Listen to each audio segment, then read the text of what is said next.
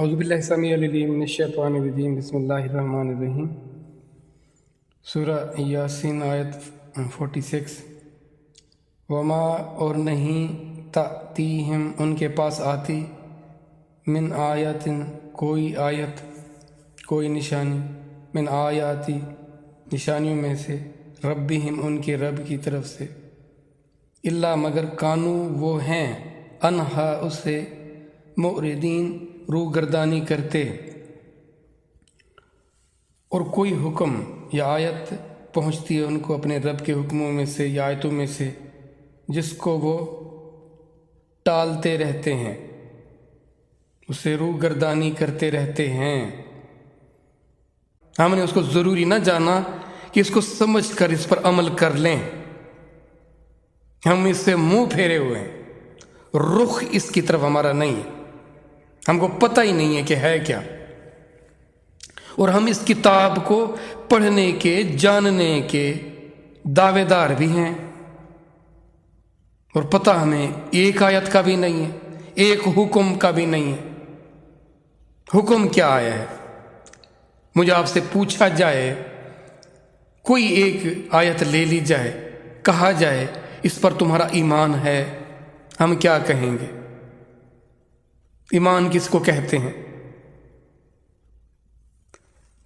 ہاں جی میرا اس پر ایمان ہے۔ اچھا اس میں کیا کہا گیا ہے بتا سکتے ہیں ہم؟ جو ہم قرآن کے پڑھنے کے دعوے دار ہیں، جی ہم نے قرآن پڑھا ہوا ہے، ہم نے اپنے بچوں کو قرآن پڑھا دیا، رب کی ذات کے حکم کو، اس کی رب کے کلام کو، رب کی بات کو، اللہ اکبر استغفر اللہ، اس قابل ہی نہ جانا کہ اس پر ذرا غور ہی کر لیتے۔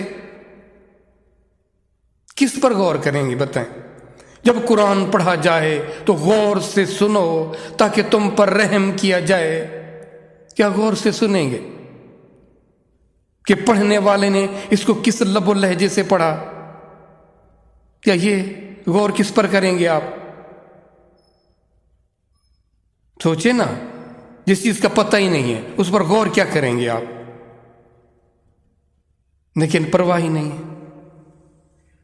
اچھا دن بھر کی مصروفیات میں آپ اس کو کتنا وقت دیتے ہو؟ اور جو وقت اگر دے بھی دیتے ہو تو کتنا سمجھتے ہو؟ سمجھ بھی لیا تو پھر سمجھ کر اس کو کیسے ٹال دیا، اس پر عمل نہ کیا؟ ٹالنا ہی ہے نا، یہ کتاب عمل ہے، کتاب عمل، عمل نہیں کیا، کیا کیا آپ نے پھر؟ یہ میں نے کیا کیا اس پر؟ اب رب کی ذات گویا کہ ہم سے یہ شکوہ کر رہی ہیں کہ کیا کر رہے ہو؟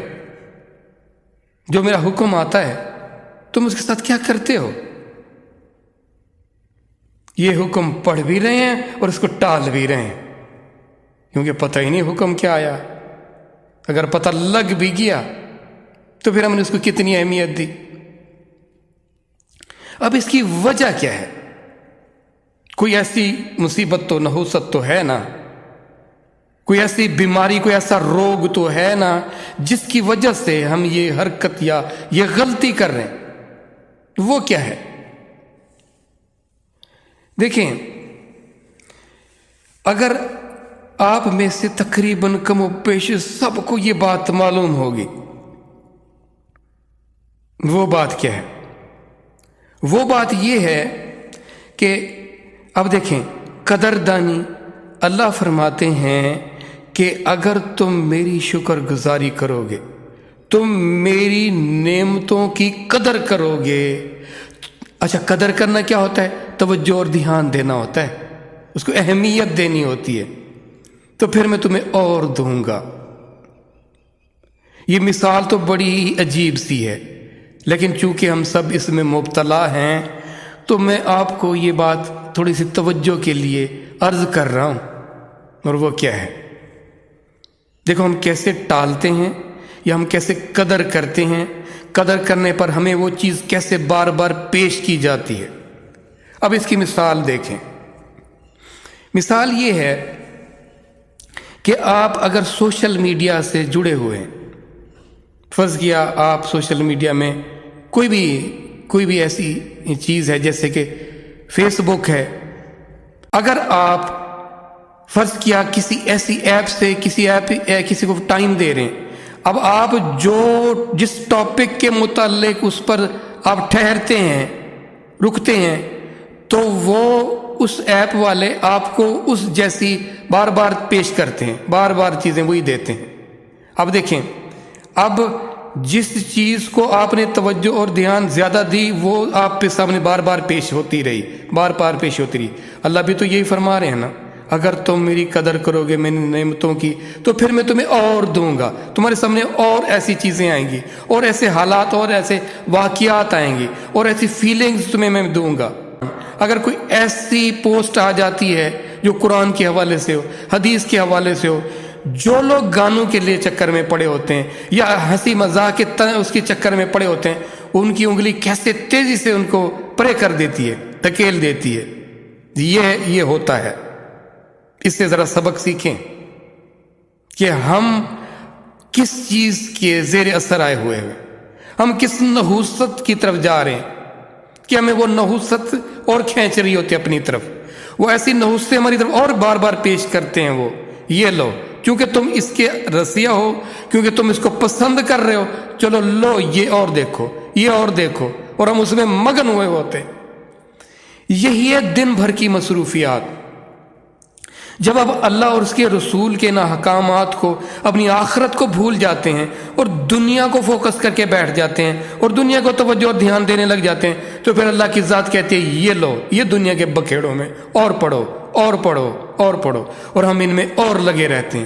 یہ ہے اصل وہ اللہ سے دوری، پھر اللہ کی ناراضگی اور دل کا روگ۔ اس کو ٹھیک کرنا ہے، اپنے اس ذوق کو، اپنے اس شوق کو حق کی طرف لے کر آنا ہے، حقیقت کی طرف لے کر آنا ہے، اس دھوکے اور سراب کی دنیا میں سے نکلنا ہے، بجائے یہ کہ اس میں اور غرق ہوا جائے۔ یہ ہمارے سب کے ساتھ کم و بیش دنیا دن بھر کی مصروفیات میں یہی کچھ تو ہو رہا ہے۔ پھر ہمارا قرآن کی طرف کیسے دھیان جائے گا؟ ہمارا دل اس کی طرف رغبت کیوں کرے گا بھلا؟ کیونکہ اندر خباثت بھری ہوئی ہے، ہمارے اندر وہ ادنا سے تعلق کا شوق بڑا ہوا ہے، اب اعلیٰ ہم سے قبول ہی نہیں ہے۔